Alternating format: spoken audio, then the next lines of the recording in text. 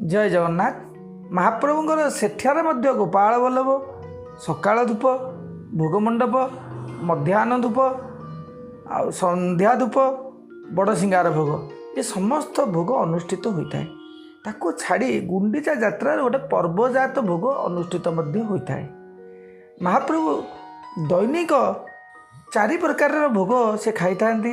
ଗୋଟେ ହେଲା ଶଙ୍କୁଡ଼ି ଭୋଗ, ଗୋଟେ ହେଲା ନିଶଙ୍କୁଡ଼ି ଭୋଗ, ଗୋଟେ ହେଲା ଶୁଖିଲା ଭୋଗ।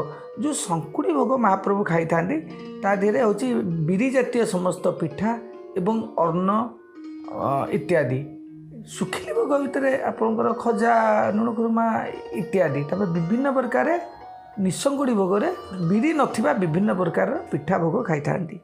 ସାଧାରଣ ଦିନମାନଙ୍କରେ ମହାପ୍ରଭୁଙ୍କର ଯେଉଁ ସବୁ ଭୋଗ ହୋଇଥାଏ ସେଇ ଭୋଗରେ ଏଠାରେ ପତାକା ପୂଜା ଗୋଟେ ହେଇଥାଏ। ସେଥିପାଇଁ ସ୍ୱତନ୍ତ୍ର ମାଠ ପୁଳି ହେଇଥାଏ।